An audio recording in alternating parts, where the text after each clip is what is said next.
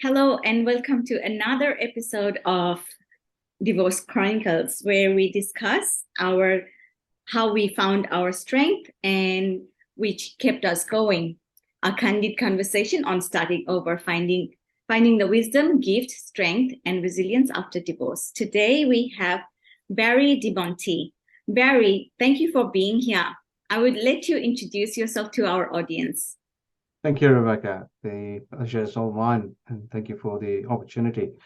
Well, my name, as Rebecca said, my name is Barry De Monte. I am the proud father of two wonderful daughters. I have been married twice. My first marriage was for around about 6 years, and my second marriage was for around about 20 years. I live in Melbourne. I work for myself. I have my own small consultancy firm, which I specialize in leadership and team development and transformation. And I'm based in, as I said, in Melbourne. Beautiful. Thank you, Barry. So, Barry, tell us a little bit about your first marriage and second marriage, what you have been through, what were your feelings, what led to that decision? Okay. So my first marriage was around about 25, 26 years ago, was when we finished. That was actually quite tumultuous, is probably the word that comes to my mind in the last days of that relationship. Basically, we grew apart.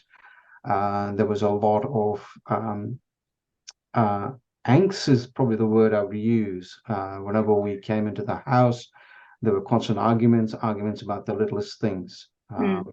And at that time, we had a 3.5-year-old daughter, and that was starting to have a major impact on us because every time, as I said, whenever we came into the house, we'd argue about the littlest, and it was quite heated things. So I had decided at a point in time to say, okay, let's take a break.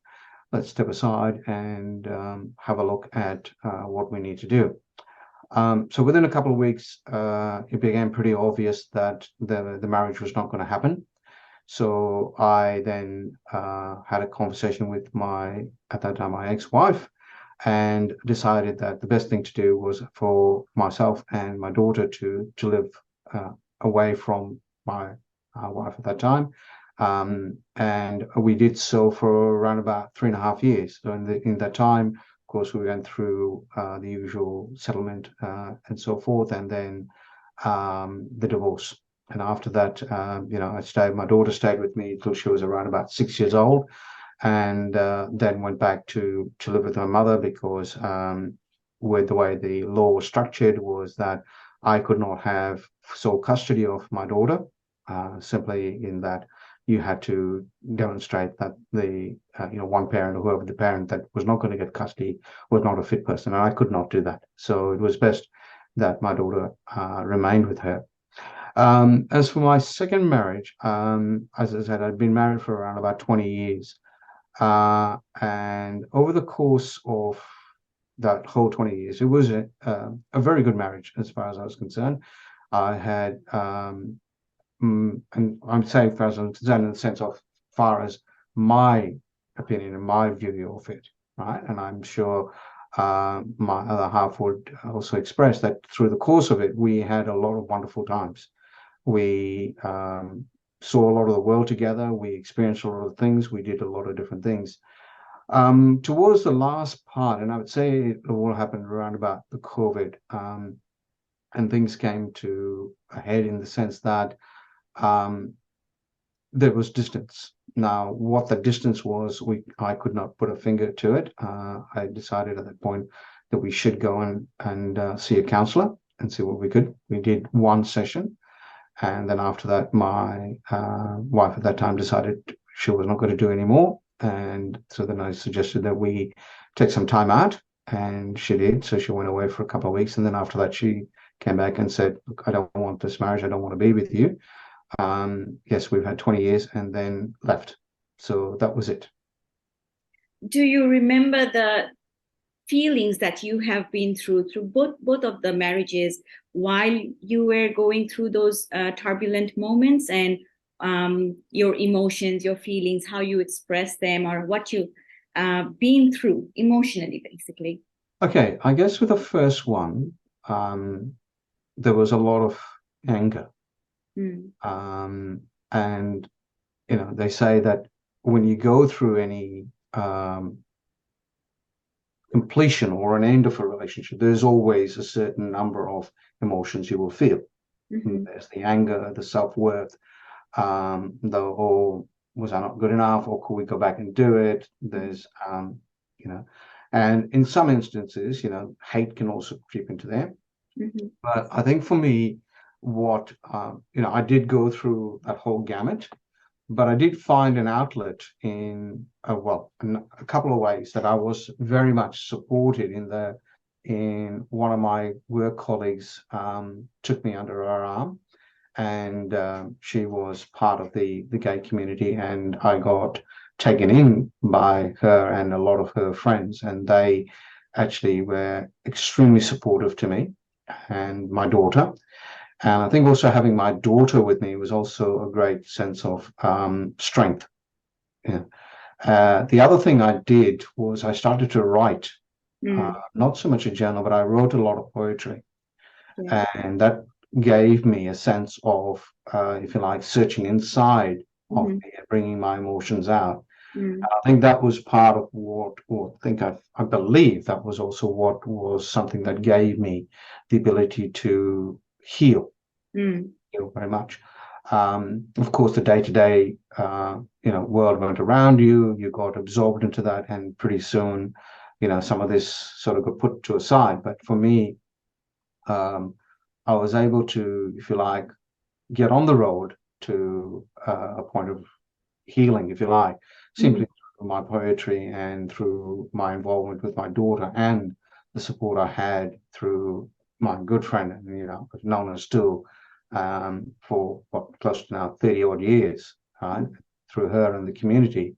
Um, the amount of support I got and self valuation Mm-hmm. from them, I think gave me the thing that in my second, there was a lot of sadness, Mm. because this was somebody I had always felt that was someone I would leave this world in their arms. Mm. That was the type of person that I had considered this person to be. As I said, we shared a lot of things. We traveled a lot. We experienced a lot of things. Career-wise, we went our own different ways and so forth. So it was a great deal of sadness. And also, we had a child, and though she was, now becoming a young adult, there was still that um, uh, amount of time and effort that we put into this person. And I'm not talking about it as an obligation, but I'm more looking at it as what you expend, your energies, your love, your the things that you put into it. And I actually went through a very dark period. Mm. Contemplated suicide, and I remember, sitting with my daughter and just crying and crying. And she said to me, "Dad, I have never known you to be this. I've never known you to because you always knew what you needed to do. Mm. You were somebody that we could, you could fix it, no matter what it was. This side of yours. Sorry? She didn't see this side of yours. No. It scared the hell out of her. It scared her Mm. very much. And as I said, I had contemplated taking my own life, but at that point, after I spent some time with her, I decided, yes, it would resolve my issue, so to speak, or my problem, or whatever you want to call it, my situation, Mm. but it would leave somebody who I cared about and cared a lot about me with questions asking what, why, and this was somebody, if I cared about, I should be around, and as a father, I should be there with her. Mm. So I immediately started seeking out help. I went and I saw the counselor who I had seen initially, and she was very supportive, and she also gave me some avenues to pursue. So I actually got in touch with a lady by the name of Heather Pleat in Canada, and she does a lot of work with women in going through similar situations, but more so in their time of life where they're looking for purpose and meaning. And she was actually very supportive to me, because one of the things that I found very challenging, and as I mentioned to her, was that though I felt in a very dark place, I could always feel there was a light. Mm. Yeah, and the best way I described it, not only to her but also to myself and my counselor, was that it's like standing in a dark cave, right? And you you can't see your hand in front of you, but you can feel it, and that's what I felt. Mm. And then Heather actually put me on to a couple of gentlemen in Canada as well, who dealt with childhood trauma. Mm-hmm. And through the course of that, I also realized that a lot of what I had experienced in myself was also through some of the things that I'd experienced in my earlier years. Mm-hmm. Because the work I did with my counselor, I was never ever really able to regress later than 9 years old. So I Mm-hmm. could not go anything further than that. 9 years was my finite point. And after that, I did some more work with Tony Robbins, and I also reached out to Beyond Blue, who Mm-hmm. were very, very helpful and very supportive for me. And I still have a lot of involvement and time for them. And one of the things that they help me with is to understand why there were triggers in my life. Mm-hmm. And many of them were to do with my sense of anxiety. Mm-hmm. In fact, one of the things I had a conversation with them, and I was sitting, and we had, and if you remember back 2 years ago in Melbourne, we had a massive storms, Mm-hmm. almost a week of it, and where we were, literally, we had almost it was like, I don't even know how to describe it. There was thunder, lightning, everything, and the electricity went off, and all I remember is there was a massive bolt of lightning and thunder following that, right? And immediately a number of things just went bang, bang, bang in my mind into what I had been experiencing. Mm-hmm. And it was almost like, a come to God moment. Yeah. Thing. And I always laugh when I think back at it. But that, I think, was a lot of, if you like, the light bulb turned Yeah. on. The Yeah. light was there. Mm-hmm. The other thing I found very useful was I started to journal, Mm-hmm. and like my poetry, and I thought I would be able to write again Mm-hmm. my poetry, but I found I could not. Mm-hmm. For some reason, I could not.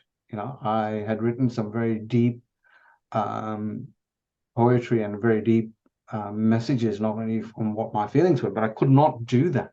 But what I did was I started journaling, and I found it very helpful in that what I was able to do is I was able to reflect and look back and see what were patterns Yeah. and what were the things that were, if you like, the triggers, and Mm-hmm. what were, if you like, were a resolution. So if I felt something, what was it that caused me to feel that? And then what was it that, if I overcame, allowed me to overcome it?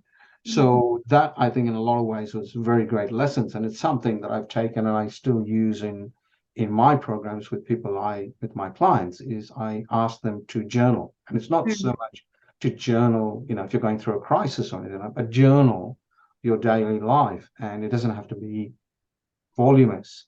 But the idea of that is to give you an understanding of what are patterns do you recognize in your life. In the same way, when you reflect back on things, well, what are some of the patterns that you noticed in a relationship, or what were the things that triggered it? What were the things that you did well?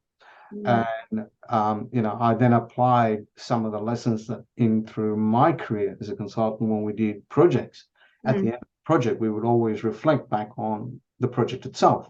Mm-hmm. What did we do well? And Mm-hmm. what should we keep on doing? Mm-hmm. What did we do well? It's And it's what it's stopped us yeah. from doing well?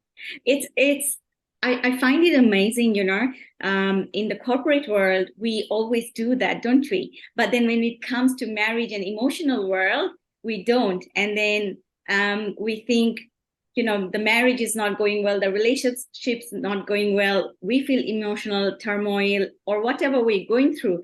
But I have noticed that we don't put enough effort, the same way we put for our, say, education and jobs and the career, but not in relationship. So you beautifully touched on that, how, you've done the similar sort of things in both the worlds and seeing that benefit. So But beautiful. in saying that, Rebecca, too, it comes down to a mindset, right? Yes. We, and it comes down to, so for example, identity. Well, if somebody says, who are you? You would say, I'm Rebecca, I'm the mother, blah, blah, blah. I am, right? And each one of those I ams is a role. And that role calls for a set of behaviors, right? So when you're at work, I am a manager, or I'm this, we have a certain behavior which is adopted with that role, but we very rarely seem to bring that into our own lives. Now, this is what I do with my programs, and I say to people, and this is where also, as I was saying to you earlier, William George's work is about being authentic. So you can play a role, but bring as much of the authenticity of you, whatever role you play, right? Because then that is more of you. It's more natural. Yeah. And I also, I personally believe, how for our career, for our role in the career, we have to keep developing skills and knowledge and keep practicing. And I feel the same needs to be done in our personal life, our relationship, our emotional growth. How we do relationship skills, learn relationship skills, apply those, practice those. So we have to keep evolving in that as well, similar as the career side.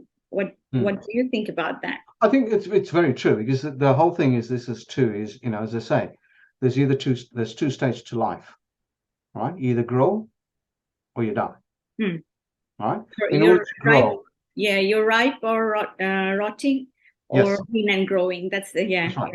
Right.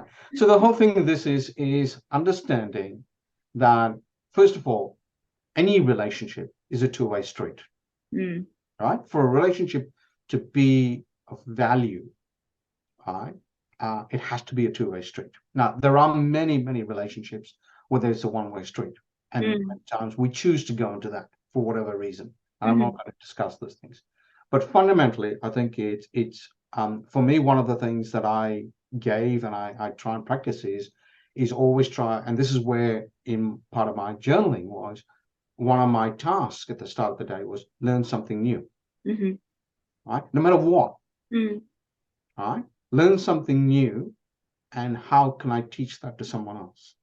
That's right. Now, one of the things that I've, in my early days of my separation, which I really, really missed, was the sharing of knowledge with my partner.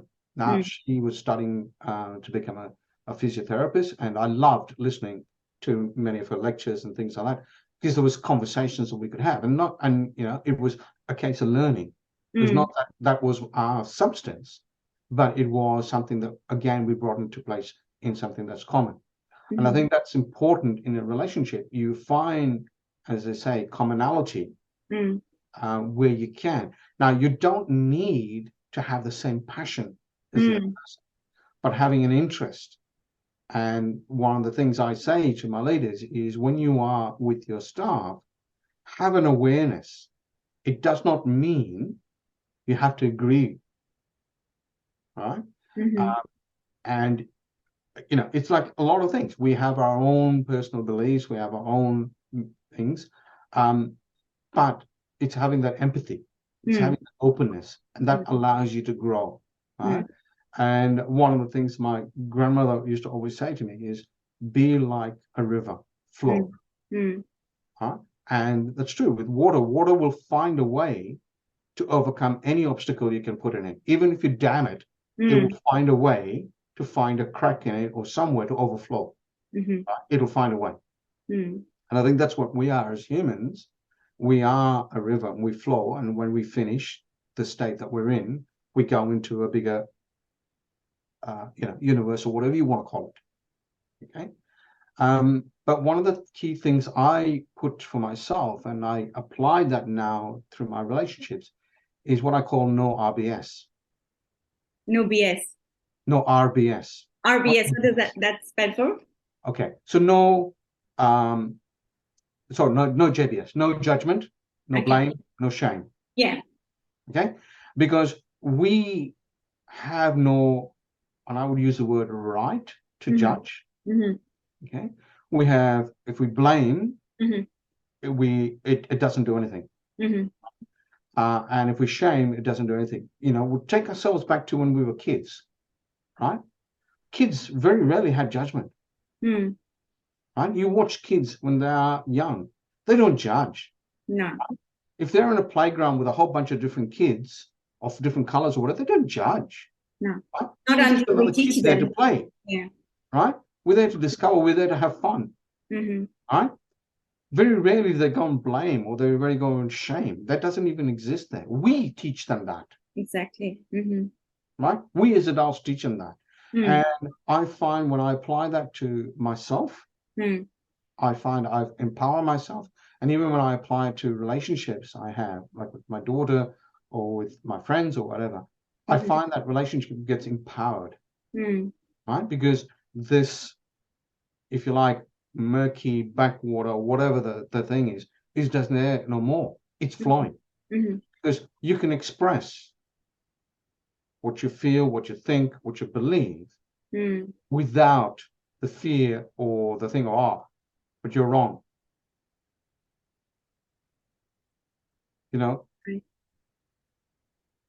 Absolutely. I totally see that, how, it's sometimes we might think, when you said we teach them judgment, not like we sit them down and teach them. It's how they hear us and see us be. Like two adults talking, we are being judgmental to someone, the kid picks it up, and that's how they learn the judgment and blame and shame from us. And the pattern just repeats, and we hand it down to them how to be in their relationship. Isn't that? Exactly. Yeah. And the thing is, what I also found through the course of, if you like, my healing, I came across a lot of work with Dr. Wayne Dwyer. And one of the key things that stick in my mind, and I've actually got it in my room, is change the way you see the world, and the world will change. Yeah. And it's very true, right? It's all about our perception. Right? And our perception is built upon a number of layers, and that varies for everyone. Right? You can be in the same room and look at the same thing, but we will all have different perception of it. Yeah, that's right. Yeah.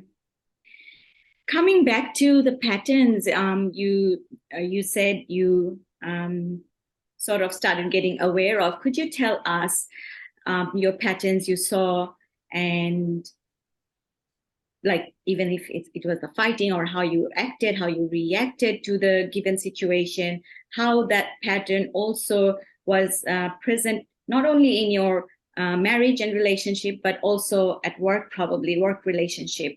So could you elaborate on that patterns you touched on? Okay, so I would say more so on my first marriage, and I say, and the pattern is the sense of you coming home and the littlest things. Right? It would be come home, or something was not in place, or something was not done. We'd hit the roof. And instant reaction. And yes. It was no thought process going behind it. It was almost like push the button and listen to the sound. And it was not a case that we did it on purpose or we did it with malice. It just occurred. Right?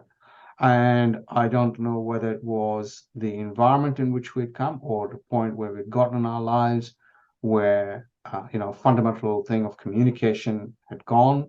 But again, as I said earlier, every relationship has to have a common goal.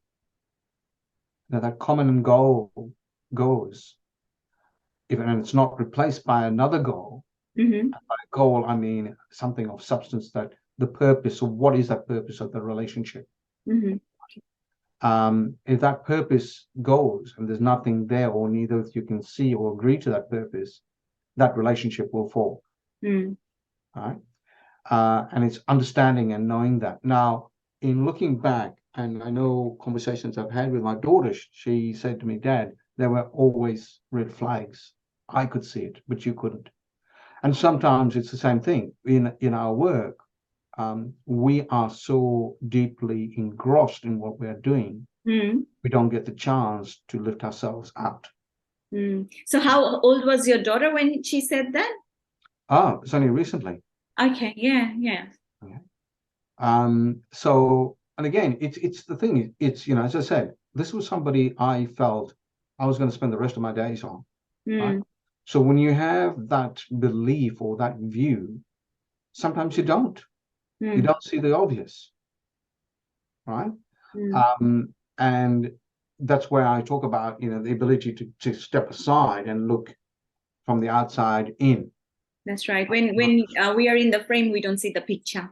Exactly. And I think that's where also when we journal, Mm. we are taking what's in here and what's Mm. in our heart and putting it in front of us. Then that gives us a couple of things. Firstly, it allows us to then go, hey, what am I saying here? Is that really true? Mm. Right?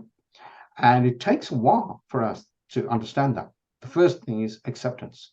Mm. Accepting that. Is there truth in what I put down? Or is it just emotion? Mm. So remember, emotion is something that we give it meaning. Mm. Right? And that meaning is driven by our experiences, our beliefs. Mm. So, in the same way, you and I may walk into a room and we may be given something to eat, and exactly the same thing. But you may feel something of disgust, and I may feel something of joy. Yet we've experienced the same thing. Mm-hmm. Right? But it's the meaning of what we give it to it, and that's how we drive our emotions. Mm-hmm. So I think the journaling gives us that idea of looking for that pattern. Mm. So what patterns did you find in yourself? If you are comfortable sharing, and otherwise. Well, I think a lot of ways too. For me, it was I realized there was a lot of anxiety that I had gone through, and that would gone back to the time, as I said earlier on, I could not go further than 9 years old. And I remember in one of the sessions I did with my counselor was she'd asked me to imagine myself in that room that I was with my 9-year-old self, and what did I see? And I saw a little boy who was very frightened. And she asked me to describe his face. I couldn't. I could not describe that little boy's face. I could only describe the feeling that that little boy was feeling. Right? And it was fear. Yeah. And through that fear is the thing of acceptance. Right? And it was only later on that when I did the work with Tony Robbins, and also later on when I started reading some of Marsden and Carl Jung's things, is about our 6 core needs. And our fundamental core needs is a belonging, right? Of significance. That was not something I felt, right? And in particular with my father. And that not feeling that led me to be anxious. So all my actions were ones to ensure that the people that I shared my life with were happy. So I was in many ways leading their lives rather than my own. You see? And when I started looking at the patterns, those realizations came to me in the sense of, hang on a minute, you're self-sacrificing. Right? Now, we self-sacrifice as a survival mechanism. Right? Because if you're happy, then I'm happy. There's a saying, happy wife, happy life. Yeah. Right? Yeah. And that's bullshit. Right? Because if you think of it, if the wife's happy, then you're miserable. Yeah. Right? Because you're constantly trying to make the wife happy.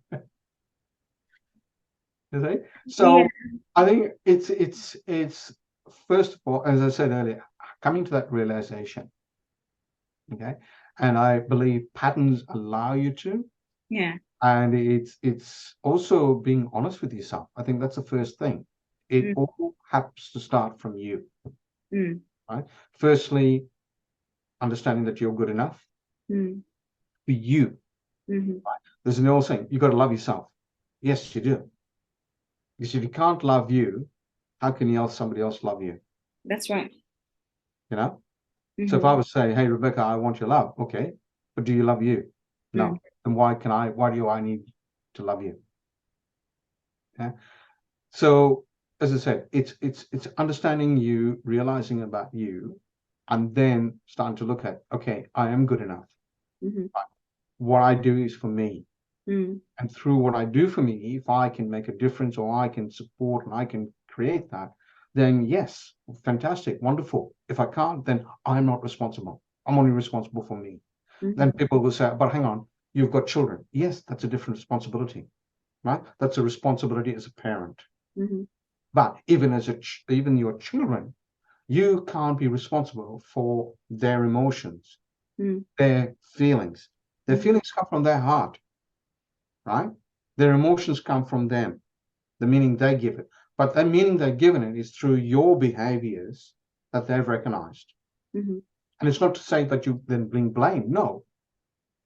Right? We do the best we can as parents. Right? We don't go to uni and get a degree, right? Or become a master parent. We learn from our parents, we learn from what's around us, we learn from books, we learn whatever, and we do our best. Right? And as I said earlier on, my father and myself, we were estranged. I didn't see him for over 25 years. And the last time I saw him was when he was dying. All right. And it was only so brief.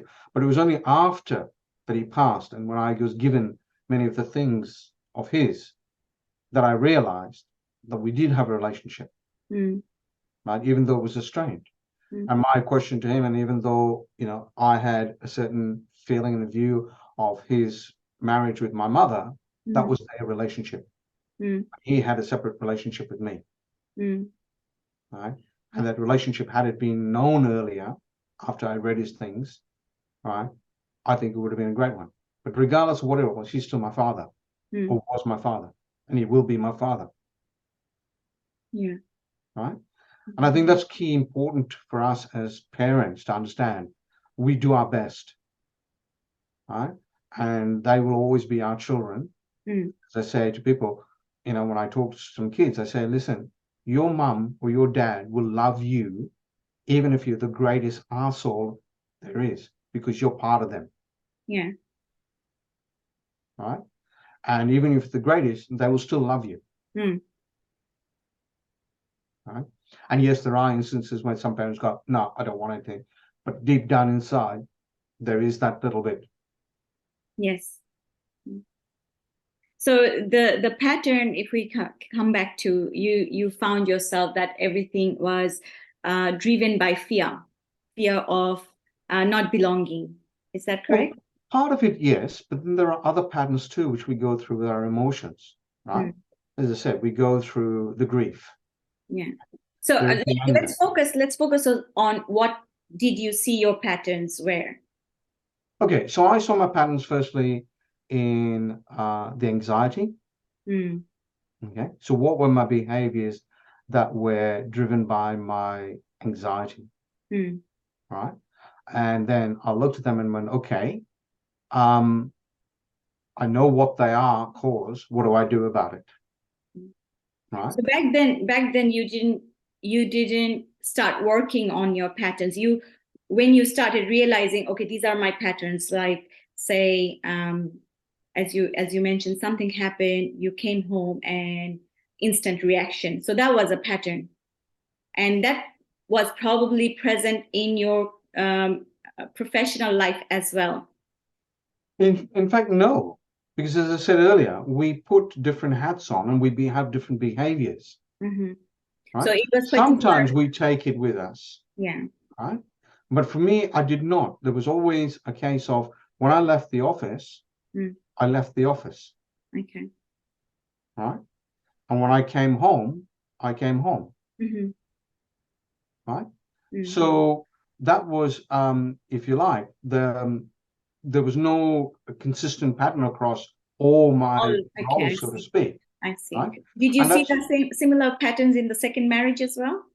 No, I didn't. I didn't, because and remember, for me, I did not see, if you like, the red flags until after the relationship ended. Yeah. It was after, through the course of my, if you like, the recovery phase, That's when. that's when I started looking back and realizing these patterns existed, right? Okay. That's right. And that's why I said is okay, you then have the realization and an awareness. Mm. Right? Then once you have the awareness, is what are you going to do? Are you going to accept this, or are you going to go, nah, that's bullshit, that's not me? Mm. For me, it was, there is an awareness and an acceptance. Yes, this is me, Mm. right? This is me because these Mm. are my behaviors. This is what I've demonstrated, Mm. right? And through that, I was then to say, okay, what do I do about it? Mm. Do I want to remain anxious? Do I want to remain sabotaging my life? Do I want to self-sacrifice? And the answer was no. Mm. Okay, so what do you do? Mm-hmm. All right. So that's where I started. And as I said, one of the key things was there are places you can get help. Go out and get it. Don't be afraid. Mm. Don't let pride sit in the way. Mm. Okay. And pride is part of our ego. And Mm. that is one of our biggest enemies. Yeah, I think I want to deep down on that a little bit, especially for men. Realizing that and taking that action, as you said, don't let the ego come in between, and you dived deep basically and took control of your bus to say and started working on yourself. But a lot of men are not open to that. A lot of men, ego comes in between, and they would say, no, that's how I am, and that's how it's going to be, and you get what you get. What So who are our role models? the men's, you Hmm. mean? So majority men, their role models are their fathers, their uncles, is Mm. another male figure, Mm. right? My role models were all feminine, Mm-hmm. right? Yeah. And I'm talking about feminine. Okay, yes, they were females, Yeah. that they also had the feminine archetype, which Mm. is one of caring, Mm. of Nurturing. sharing, Yeah. generosity, right? And it is also about being, allowing your emotions to show, allowing your feelings to show, Mm.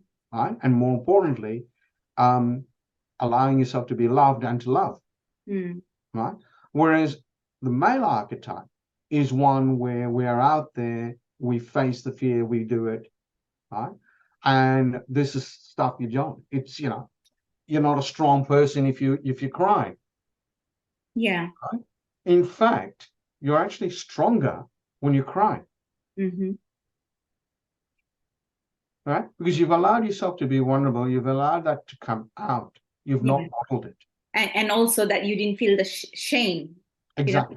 Yeah. I Exactly. think And that's. I think this is the thing. And it's not just men, but I think we as a society have forgotten our basics. Mm. You will go back and you look at some of the indigenous peoples around the world, right? Mm. It was not the thing of if a man cries, a man cries, Mm. right?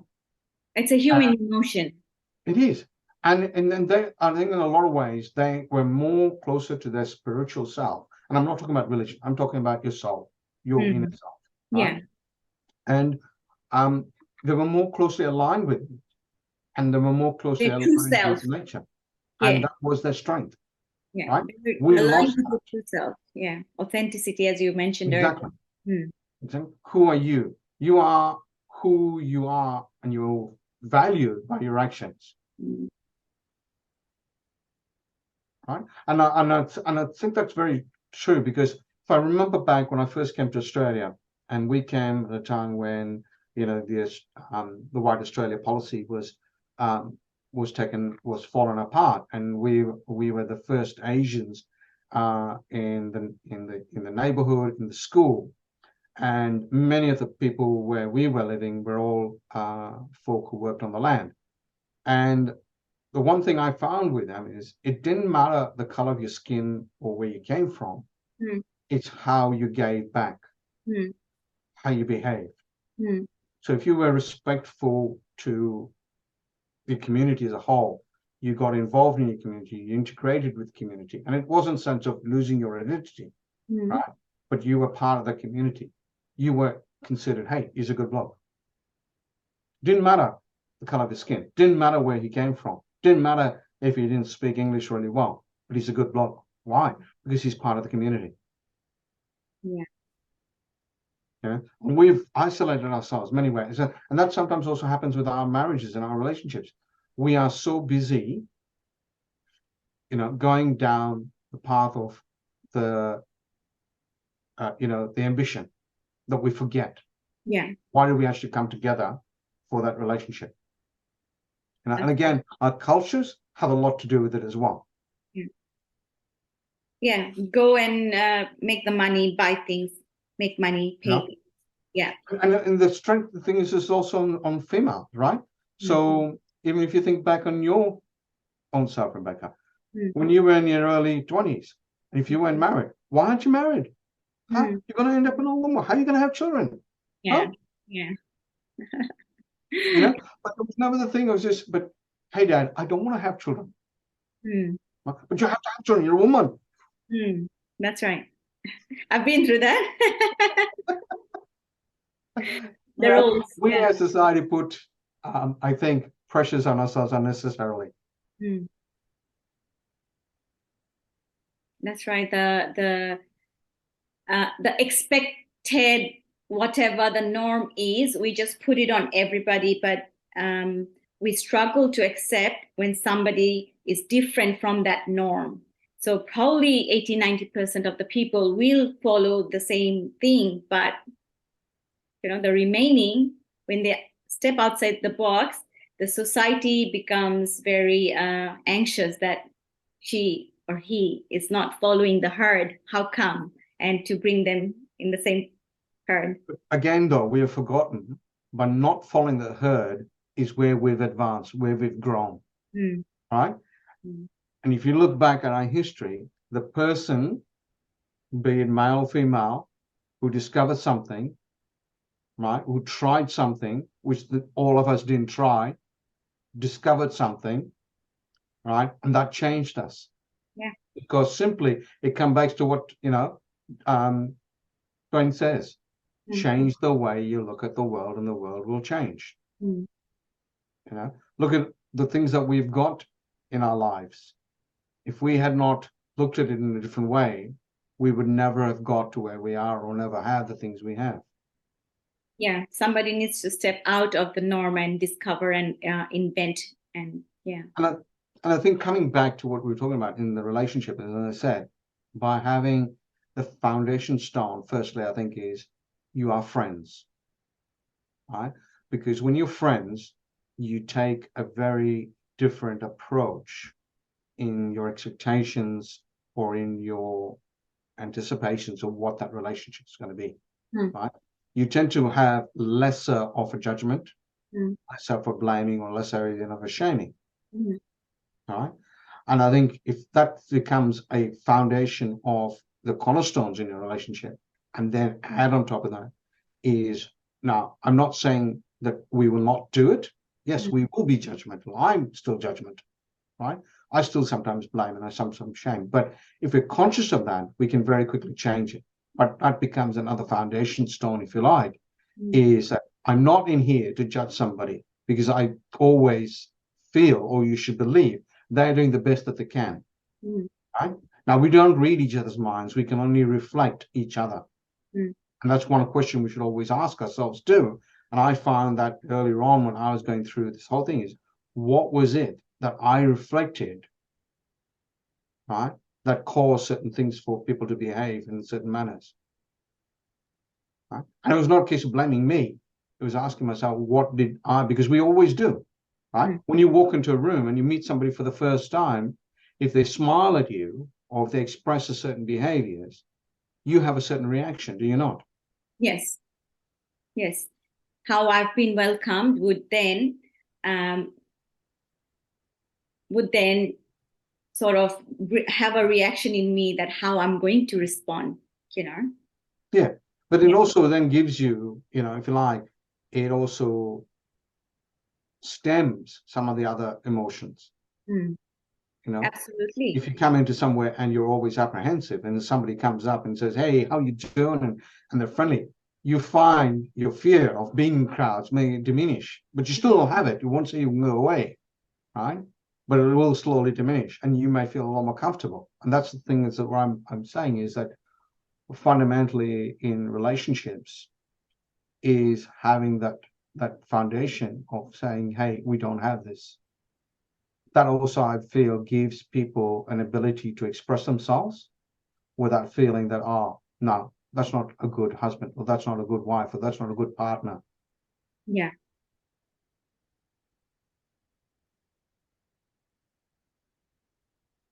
I see. Yes, of course. All right. So, coming back to, I think we did touch on this slightly.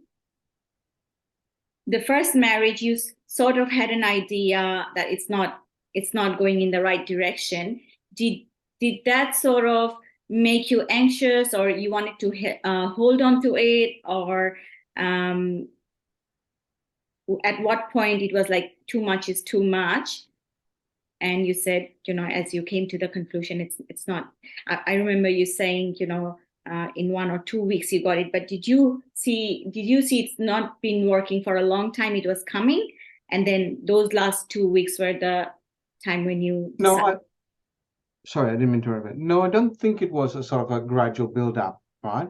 Or it may have been there, the undercurrents may have been there, but I think because at that time, in what was happening in both our individual lives, is that we were so focused on what was happening outside of our marriage that we did not see what was happening. So it's almost a case like, I talk about the river. You see the surface, but you don't see what's underneath it, right? And underneath it, the currents may be running very swiftly, but you don't see that. Okay. So there was things were going on, you were not aware, and then suddenly within 1 or 2 weeks, it was like already too much, and decided that's it. So in terms of awareness, it was pretty short time from where you got aware to where the decision was. Yes. And how do you see that bad marriage sticking into or being staying in a bad marriage, even though you knew for a while, can or would affect children involved?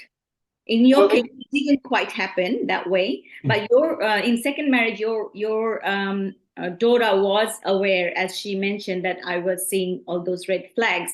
So how did, if I don't know if you guys discussed about it, how did that affect the child? Okay, I'd say in the first one, because my eldest daughter was pretty young, right? But she did sense the if you like, the friction. And removing her out of the environment. And I think that's the key, is removing yourself out of an environment that isn't healthy for you, be it mentally, be it physically, be it emotionally. It's removing yourself out of an environment that allows you then to look at it and do that. Now, many of us, as you coming back to the point, we take the thing, okay, we'll stick with the marriage, we'll stay with the marriage for the kids. All right. And a lot of times that's actually more associated with financial capacity of us being able to be separately as individuals. Right? So that's probably more so the driver that keeps the people in, as you said, a non-functional or a dysfunctional relationship. Okay? Now, whether does it do good? Does it do bad? I can't tell you. Right? Because I don't have a sense of reflection or what it is, because in all of those things, I always remove myself out of an environment that was not healthy for me. And if I look back to when, as I mentioned about my father, at the age of 9, when I found I was being abused, I asked to go to boarding school. Right? So at the age of 9.5, 10, I got removed from my environment into another environment where I was not facing that. Right? In a similar way with my first marriage, I removed my daughter and myself out of that house so that we were not in that environment. Now, some people may say, well, that's a coward. To me, no, it's not cowardly. It is about removing yourself from harm. Right? And that harm, be it physically, mentally, emotionally, it is a harm. Right? You're not doing yourself any good. In a similar way, with my second marriage, is we actually were selling our house, and we moved, all three of us, And for us, for me and my Laura was, we were thought about it's a new beginning, it's a new start. We'll start afresh with all the things that we're having with COVID and everything else, because this all happened during the time of COVID, because there are undue pressures that come in there as well. There are things that, how many of us ever went through something like COVID? None, right?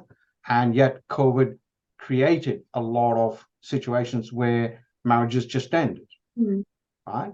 Now, were they a lot of times set in such a way that they were on the verge of going, that were going to happen? Or do we get to the point where we say we don't care anymore, right? We didn't want to put the effort, right? So coming back to what we're saying, in the second, for me, it was my partner left the environment, right? And not because there was violence or anything else, it's that they felt they could no longer exist in that family environment, the three of us. Right? And my daughter chose to stay with me, right, for whatever reasons were, which I'm not going to discuss. And so for me, if I find a situation where it is harming me, and a recommendation, or if somebody would say, what would you do? I would say, remove yourself. It is very hard. It's not as easy, right? It is very hard. Sometimes we become so dependent that we are more than happy to self-sacrifice, right? So that we can, and again, who are we doing anything for? We're not doing anything for us. It all comes back to us. Now, people would say that's selfish, but I always ask is, what is the first word of selfish? Self. Right? So if you can't look after self, then you can't look after anybody else. And then some people, some viewers might take it wrongly as selfish, being like functionally selfish is good, and then dysfunctionally selfish is another thing which society thinks is a bad thing, which can be at the expense of somebody else, or harming somebody else. So I exactly. And the thing is, it's about being resourceful. Resourceful, right? Yes. So, and that's the whole thing. And how do we become resourceful? It's basically understanding what are we firstly going to benefit from it. Now, that benefit may not be, as you just pointed out, beneficial to everybody else, right? But at that point, we needed to look after the core. So if I diminish by giving, then there is no point. So I am the core. I need to survive first, emotionally, mentally, physically, be healthy to be able to give. Exactly. Because if they're all saying, fill your cup first before you fill others, right? Because if you constantly thirsty or you're constantly hungry, right, you're not going to be able to do anything else, right? And this is where also, I say to some of my clients, when you're in a plane, one of the last things they tell you through the safety instructions, pull that mask down, put it on yourself first. And the first time somebody said to me, oh, but that's selfish. No, it's not. I said, wouldn't it not be selfish if you have the opportunity and the capability of helping others, including yourself, and you're not there to do it, right? Is that not selfish? Especially if you have kids who are not in a position to help themselves. See? So I think when it comes back to this whole thing about judging yourself or judgment, blaming, and shame, it's removing that from yourself, first of all, right? Because we all try to do the best, and I'm certain we do it the best we can and the best we know for ourselves and for those around us, right? And sometimes that best may not be good enough for somebody else. Then that's okay. That's okay, because you are doing the best of your ability. Okay, and it's okay to make mistakes, and it's okay not to be to the level of somebody that's expecting you to be, because you have to lead your expectations. And the same thing happens in the relationship. It's, yes, we have all these glorious and glamorous expectations of our partners, but we have to come back. Yes, coming back to our saving the core of us and being selfish if needed be, in a functional way to save ourselves, and so that we can protect and provide. When I say provide, I mean in all aspects, for the loved ones, for the near and dear ones, definitely.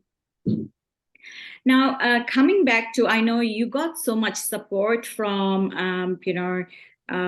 people around you, and even through your own writing and things like that, that helped you to cope. Were there any social stigma when you were going through either the first divorce or the second divorce, or was there a social pressure? No, you got to make it work. Did you experience that? No, and in a lot of ways, no, I did not. Okay. I That's guess in some ways I consider that lucky. But what I did find in mm, both my relationships, people who knew us mm, disappeared. okay, yeah. So Okay. they didn't want to help, or which can be good. Sometimes if you can't help, it's better that you don't interfere. That way, you're not becoming a harm. I take that point. However, Yeah, right, if you and I are friends, yeah, you're friends with me yeah. because of who I am, Yes, and right? you expect You're me not to be there. friends necessarily because I'm a partner of somebody else. That's right. Yeah. Okay. Mm-hmm. So when that somebody else is not there, Mm, does that mean you stop being my friend? mm, Okay. And I noticed that very much in both my marriages.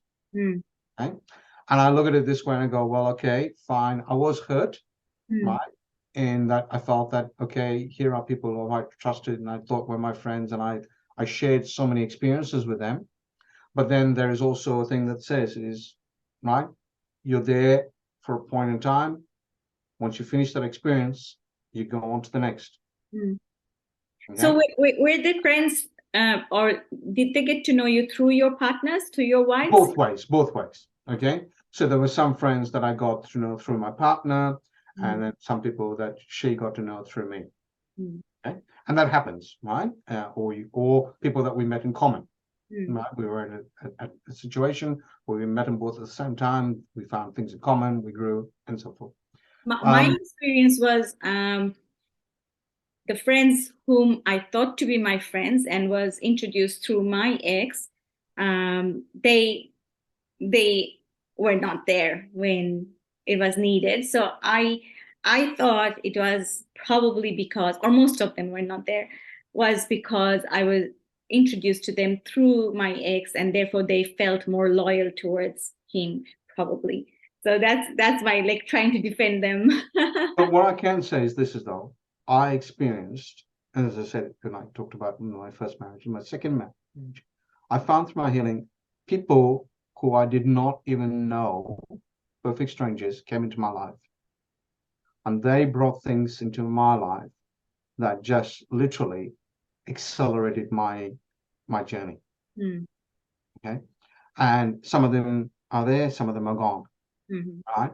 And I remember a line from the last Men in Black movie where they talk about, and they say, the universe will place you where you need to be at exactly the time you need to be. mhm, Right. Now, I'm not a religious person and I'm not going to call God. And all I'm saying is, if you need to be at a point in time, you will be there. mm, Right. Because you are expected to experience that. mhm. Right? Whether it's a person, whether it's an experience, a position, a job, However that is, a yeah. food, whatever. If you Mhm, are expected to have that, call it your destiny, call it whatever you want. mm, Okay, it will happen. mhm. There is just no way to avoid that. If it was supposed to be your part of your journey and part of your It's going growth, to be that's Jenny, going to happen. right? And I look at it. One of the things I know um, when I first separated was I felt really shitty about myself. Mm, I thought, here you are, right? You've been married twice. Who's going to want you? mm. The self-worth kicked in. Yes. Right. Mm, But then I thought, well, okay, great. So what? Right. But I learned a lot. And, one of the things that I guess, um, if you like, kicked me in the pants towards my self-worth, my wife from my first marriage, not long after I had separated, my wife left me, called me mhm, and called me every week. And she still does, mm, to see how I'm going. mm, All right. Just a 2-minute call or a minute call. Hey, Baz, how are you? How's things? Everything good? You know, we're here for you. That's sweet. That's Yeah. it, right? Yeah. That's it. Now, this is someone I was married to 25 years ago. So she still thinks good of you, and that's why she is being a support. You see? So Yeah. that's why I say is when things like that happen, it, if you like, revalidates, hey, you are worth something, Yeah. right? And it doesn't necessarily need you have somebody. It just gives you that little extra kick in the pants and say, hey, you're good. You got it. Yes, that's great. Now, I know things were relatively smoother than what I hear from other stories regarding the stigma, regarding the support. But looking back, do you think like if there were probably this sort of support for either men or women or people going through divorce, it would be a great thing? Have you ever felt that? Yes, look, it, I think the key thing is for us to realize what we're going through, right, is natural. And I use the word natural and they go, oh, but hang on, it's not natural. It is natural, right? Mm-hmm. It will happen. We will all come to an end, Mm-hmm. right? This is just another relationship. Yes, but Barry, there's love, there's a whole lot. Yes, but it's a relationship. We come down to the fundamentals. Mm-hmm. Right? Everything has a beginning and everything has an end, right? So when something ends, look at it and go, okay, what did I get out of it? Right? Would I do it again? Mm-hmm. And if I did it again, what would I do again? Mm-hmm. What wouldn't I do again? And what, looking back at it, what should I do if I go into another one to make it better? Yeah, and that is one of the questions I would be asking. What did you Right? learn about yourself? And And that's the thing. But I applied for myself too. My motto or my driver is to be the better man today than I was yesterday, and tomorrow to be the better man that I was today. yes. And that's what drives me. Mm. Okay?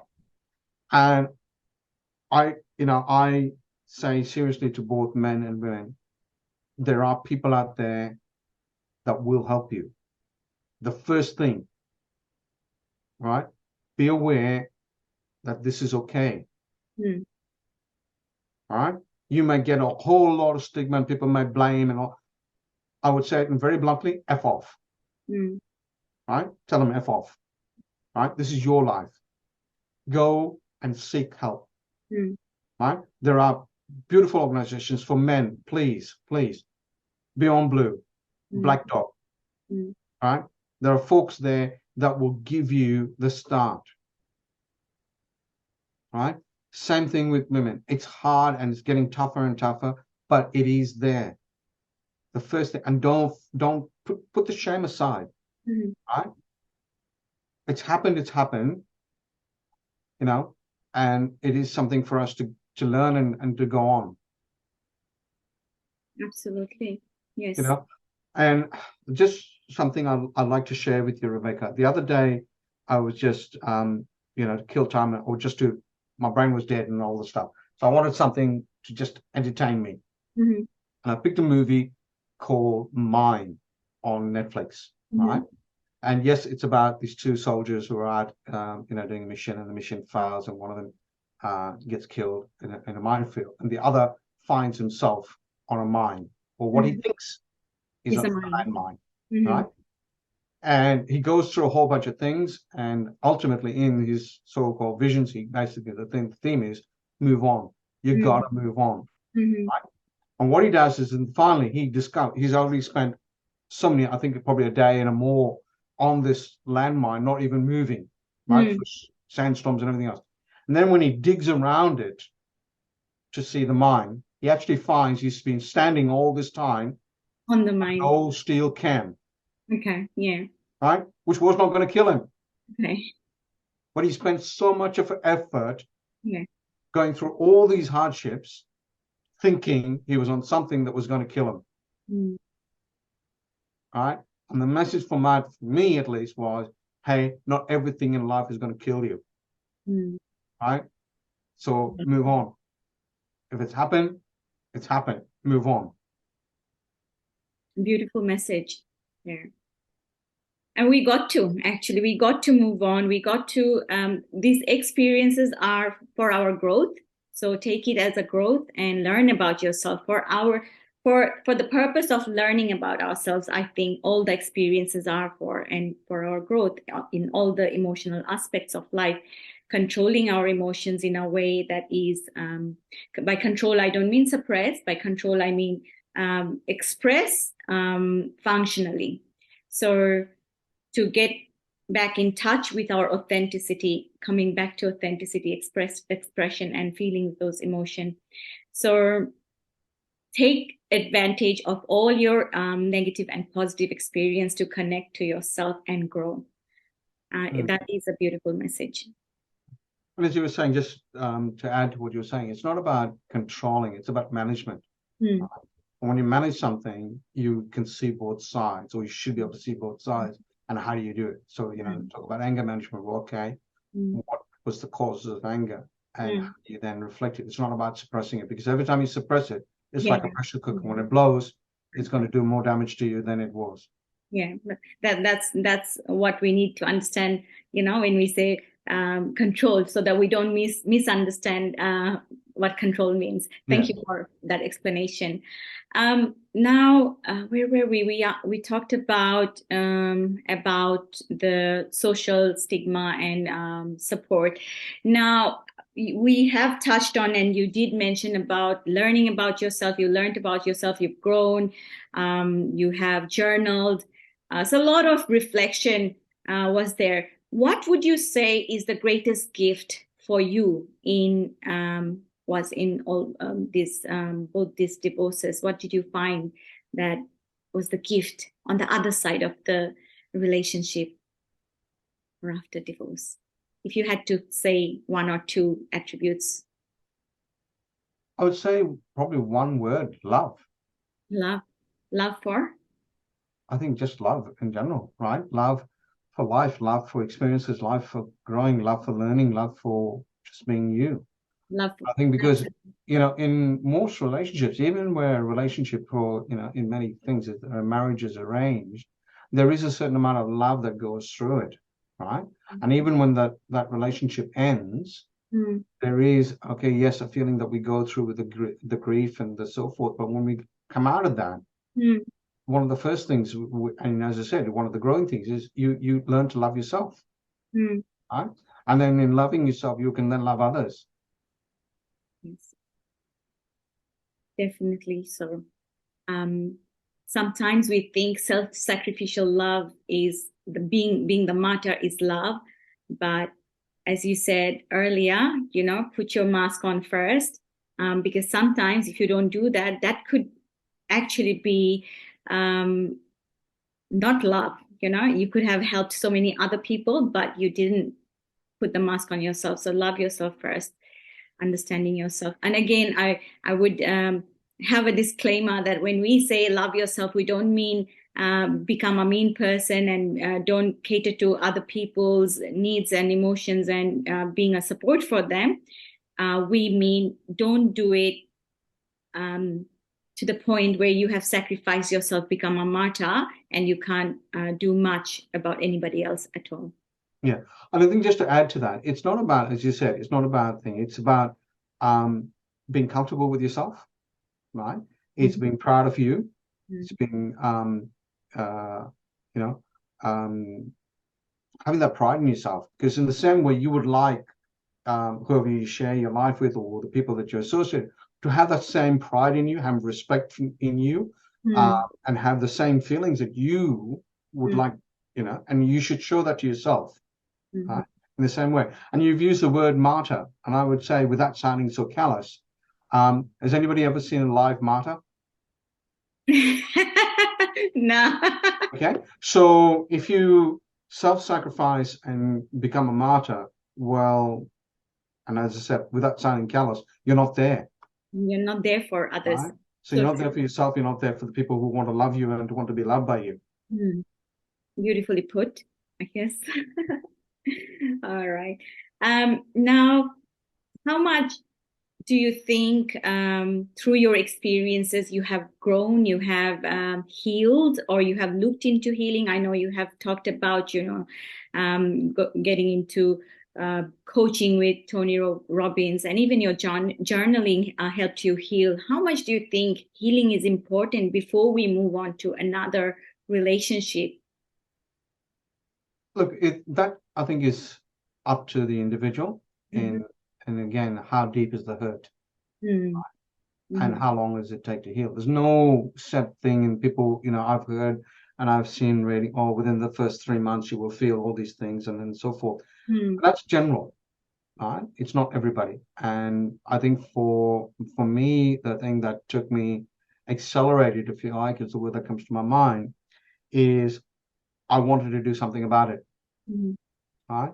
I wanted to move on. I wanted to go, to grow, to live. I wanted to experience life. I didn't want to just exist. Mm-hmm. And in order to do that, you've got to start to take the steps. And it's like anything. If you have a wound, you've got to treat it, right? And even if the treatment is just leaving it alone, right, and letting it heal, it will heal. And they say, time is the best medicine for a lot of things. True, but sometimes time doesn't. And again, it's depending on how you take it and how you do. And again, for me, the whole thing is change the way you see the world, and the world will change. Right? And that is part of the things that goes with time. For me, as I said, it depends on the person, and it depends on the individual. More importantly, how much help do they give themselves, and how much help did they go and seek? Right? For me, it was, as I said, I had perfect strangers come into my life and give me the kick in the pants that I needed and move me on. Changing my career into something that I found that was more fulfilling and gave me a lot of joy.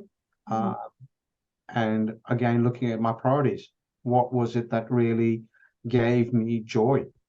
Now, joy is not something you're going to have 24/7. No way, right?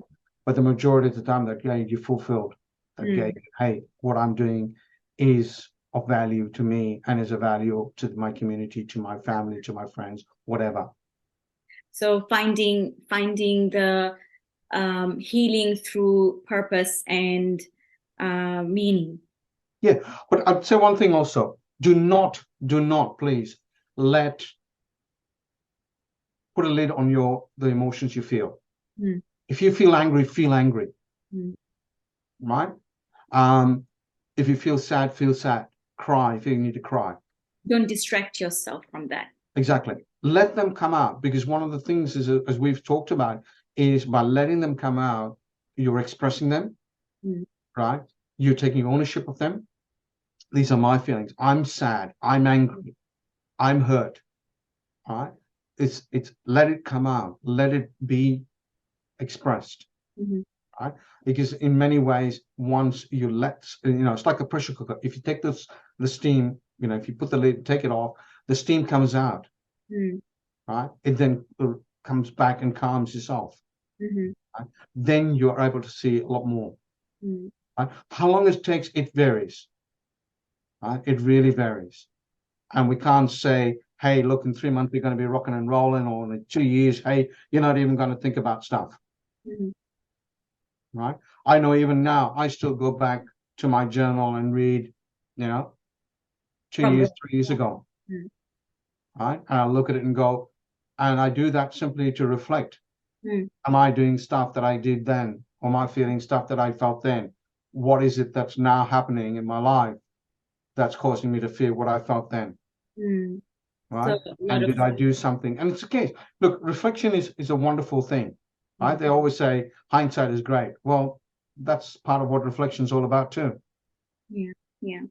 If you had to pick a point or pick a criteria, like a solution, like what does it come down to make the decision, should I stay, should I leave, when it comes down to that situation in the relationship, and I want to make a decision, I'm not clear, what should be my criteria to focus on to take that decision?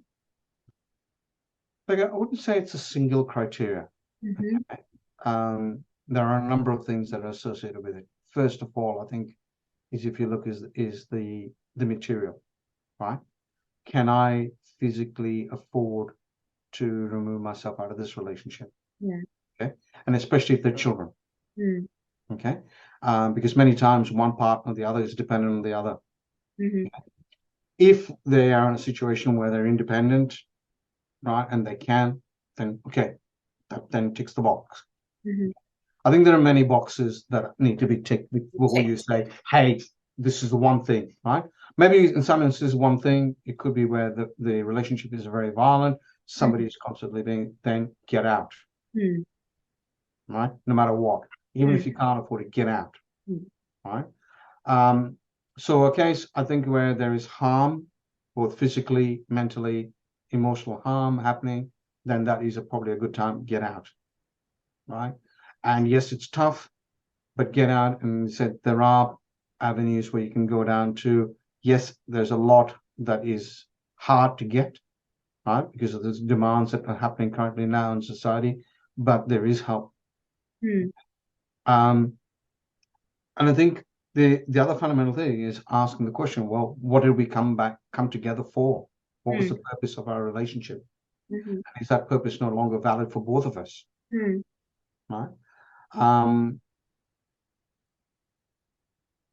I think those are the things. It's making a list and going through them and then looking at the list and going, okay, how important is this? And I think the other question we should always ask for each one is, what purpose will it serve me? Right? If I stay or I leave, what is the purpose of that decision? Right? And if that purpose is to protect my kids, for argument's sake, if I'm in a situation where it's very violent, right? The purpose is to protect myself and my children, then okay. Right? Or is my purpose to have a more freedom in my life, whatever that freedom may be, right? Or it gives me a different lifestyle. Again, it's up to the individual to answer those questions. I think, even though you and I do a lot of work with our coaching and so forth, we can only, if you like, put cards on the table, right? And so these are the cards that you have, and it's entirely up to the person. And people may say, oh, but I don't know. Then you've got to go with your gut, right? Don't go with this. Okay, this is where your ego lives. This is too complicated. Go with your gut. Your gut does one thing and your heart does one thing. All right, go with them. To me, from my experience, what I've found is it comes down to, yes, of course, all those are valid.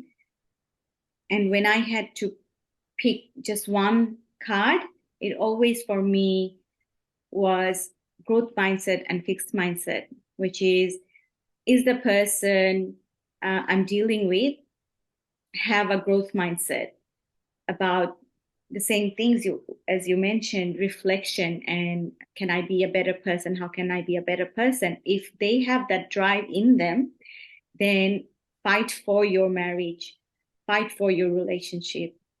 If that's lacking, if the mindset is fixed, this is how I am, that's how I'm going to be, I'm not going to change, accept me as I am, which part of it is true, accept me as I am, doesn't mean I'm going to go down the hill and you keep accepting me.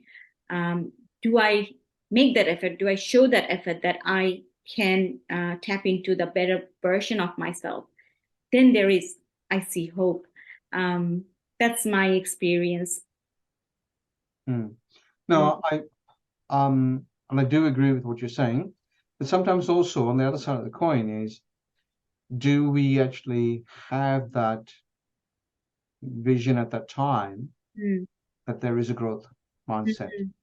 You see, we may be so bogged down we don't in what's going on around us that we don't see that. Yeah.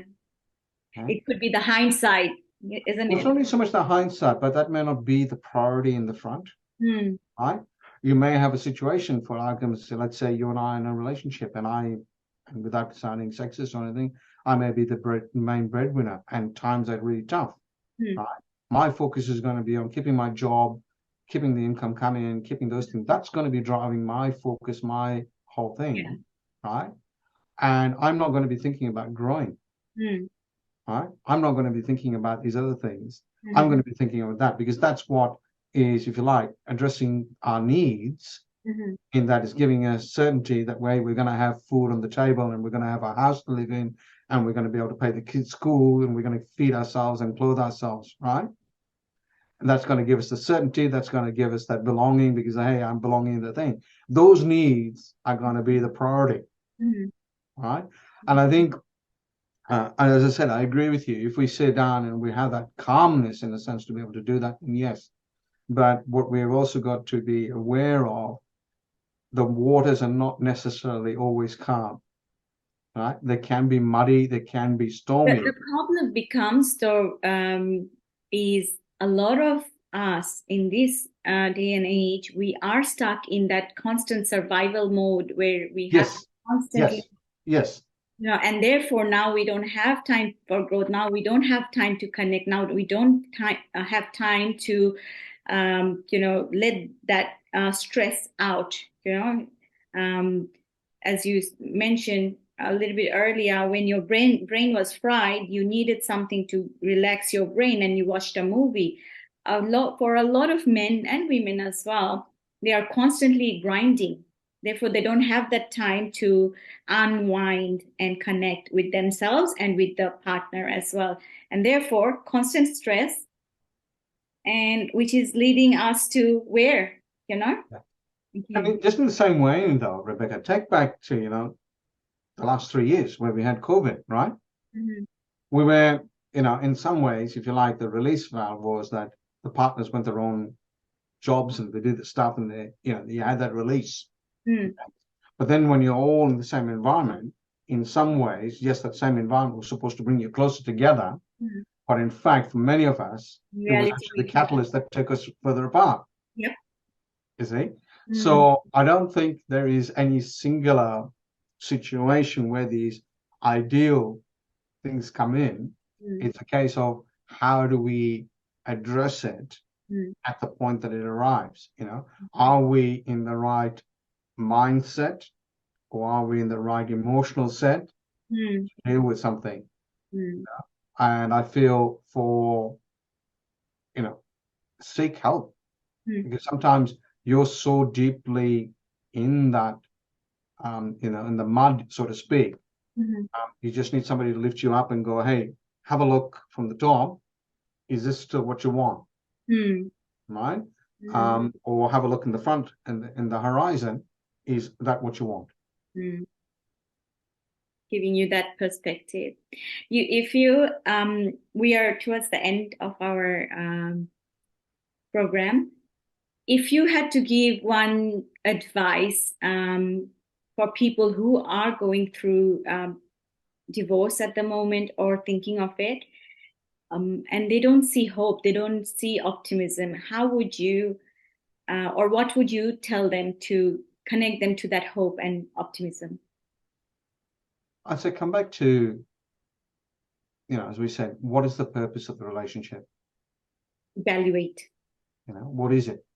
And the second thing is what do we share in common? Our values, right?